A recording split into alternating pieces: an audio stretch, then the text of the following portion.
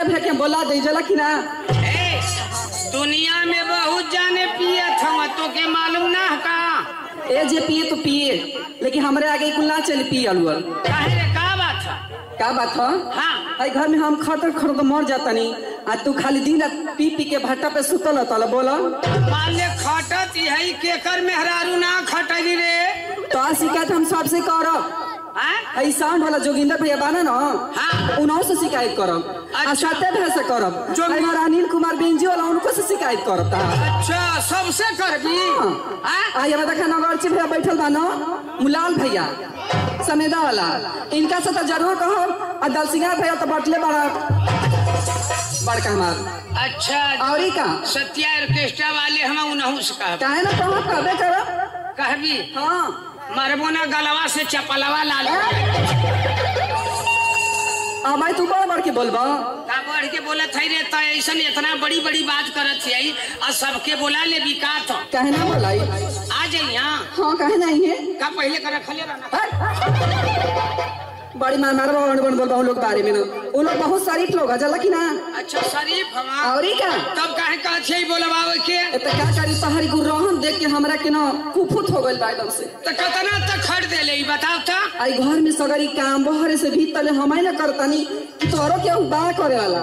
अच्छा बाहरों का करत है और का अब भीतरों का करत है। हाँ करे बाहरवा का तमा देखत हाँ लेकिन भीतरा का त ना देखत काहे हाँ भीतरा के करत तोरहाव के करतनी का।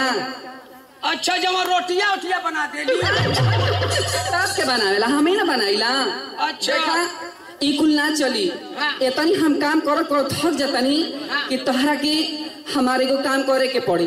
का बताई काम करे के पड़ी रे करबा ना। हाँ कह दे ठीक बा हाँ पहले वादा करा कि करबा करब लेकिन यो बात करे लाग रही तो करब। अरे करे लगबा हो आ नहीं तो छोड़े लाग रही तो छोड़ दे ना हो ऐसा बात ना है करे वाला बा का करे के बाद खाली थोड़ी सा ना। हाँ। देख बताई हो हम ना पैर में बड़ी तेज दर्द करता अच्छा तनी हमारे पैर और दबा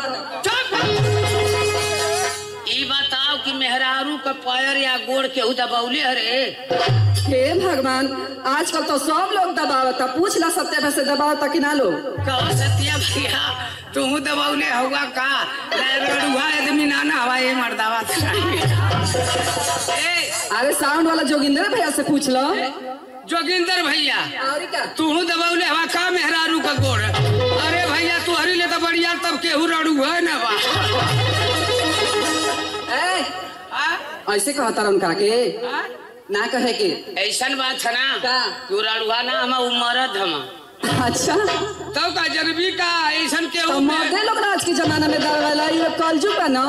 मेहरारू का गोड़ी लोग ना दबौले हम मेहरारू ही ना लोग का गोड़ दबौले। अरे बाप रे बाप ये उल्टा जमाना आज का चल गल बा हमार राजा का दबा ना दो और जो नहीं त मरबो इतना मार भले यही जे पिटा जेबो त का तो तू हमार गोड़ ना दबाई बा नहीं रे ना दबाई बा ना दबाई तो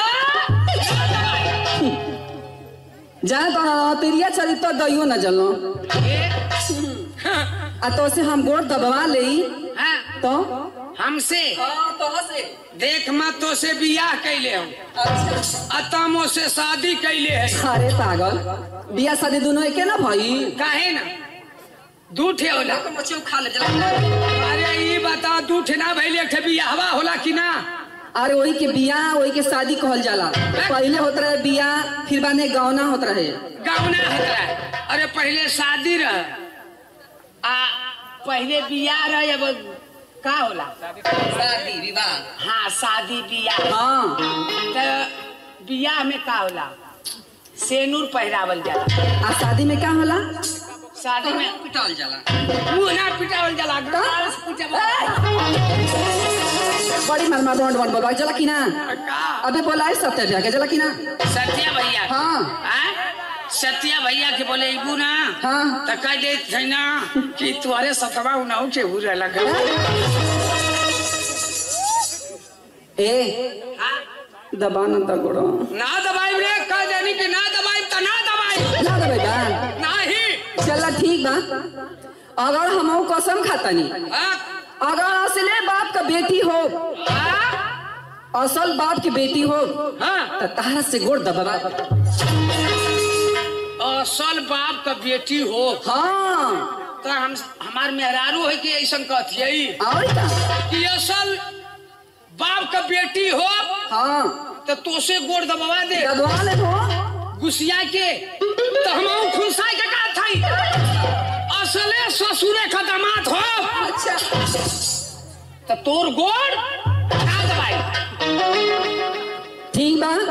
हम जात हई हर जोता हाँ अतः एक काम करी है कि लिट्टी में गोईठा लगा के लेके आई। अरे पागल, लिट्टी में गोईठा ना, हाँ, गोईठा चूल्ही में लगा के लिट्टी सेक के लेके आई। हाँ, अरे हाँ आ वही पे तोरा के एगो हई का होला बैगन होला ना, हाँ, ओकर चोखा बना ले आ ओहि पे एगो भड़ुआ मरचा ले ले। ठीक है। ठीक बना। सुना तुहार पतो या तू घरे रहिया आ ऐसन की एक काम करिया कि बाल बाल लहना गैया के खियैया आ निसुआ पर बैठ के अपन भदेली खजुआइया। हे भगवान, अब तो कसम तो हम खाइए ले ली, लेकिन गोड़ दबाई तो कैसे दबाई मरकिनौना से? आ कुछ तो उपाय करे के पड़ी। आ कहला खाना लेके आवा। ठीक बा, लेके चल।